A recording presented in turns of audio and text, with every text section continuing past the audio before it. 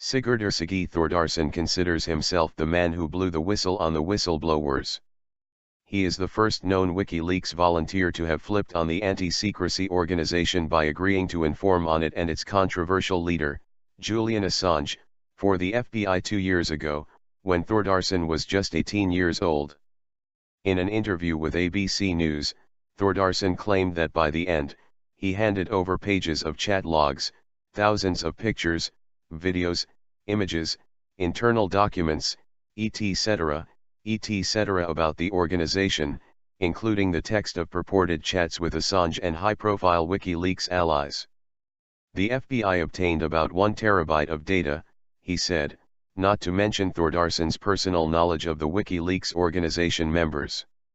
While it's unclear why exactly Thordarson flipped, he said the FBI just paid him $5,000 over several months, or what the FBI did with all that information. He is unapologetic about what former Wikileaks spokesperson and Icelandic lawmaker Birgitta Jonsdottir called a dangerous play with people's lives. The FBI declined to comment for this report and some details in Thordarson's story, which was first reported by Wired.com Thursday. As well, chat logs and emails provided to ABC News by Thordarson could not be independently verified. In response to the Wired report, WikiLeaks tweeted that Thordarson's role was exaggerated and referred to a previous statement in which the organization called him troubled young man who did manage several minor tasks for the organization as one of hundreds of volunteers all over the world. The rest of the report, WikiLeaks said in a tweet to ABC News, strongly accords with our previous statements. In light of the relentless ongoing persecution of U.S. authorities against WikiLeaks, it is not surprising that the FBI would try to abuse this troubled young man and involve him in some manner in the attempt to prosecute WikiLeaks staff, WikiLeaks said in a statement in February, without naming Thordarson.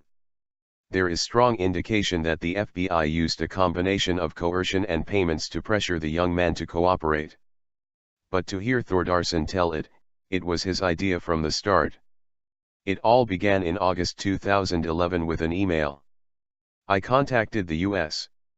Embassy in Iceland in an email which stated that I might have information about an ongoing criminal investigation going on in the United States, the now 20-year-old Icelander told ABC News. Thordarson said someone from the embassy called him a few hours later.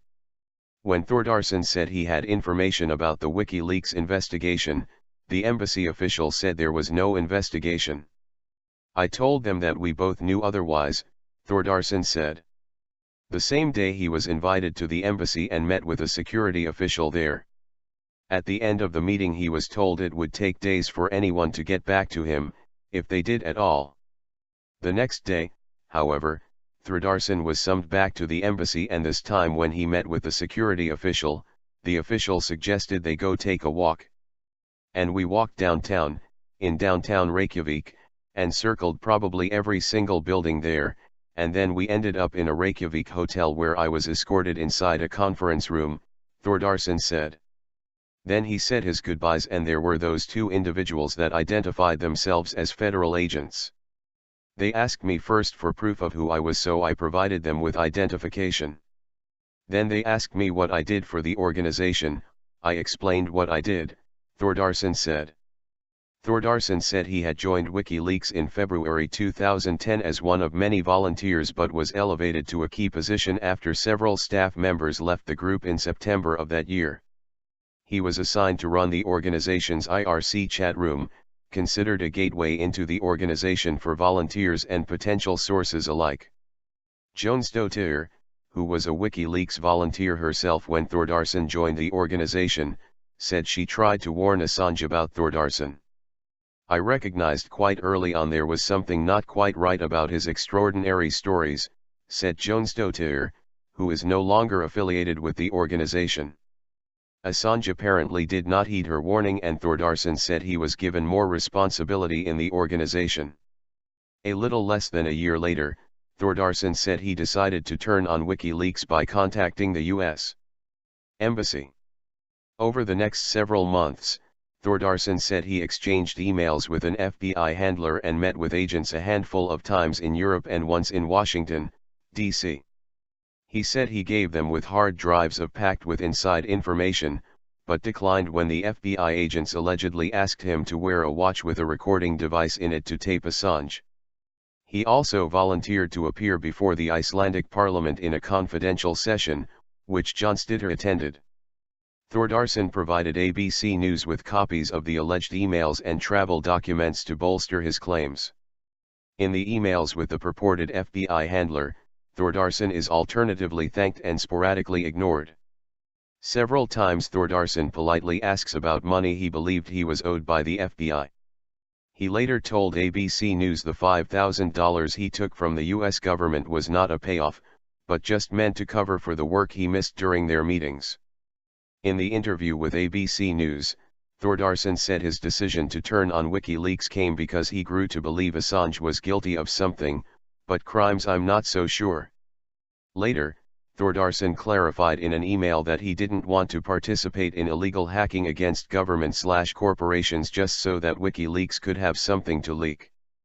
But as Wired reported, Thordarson was the one that once asked Lulsec, a WikiLeaks-affiliated hacktivist group, to hack the Iceland government's website.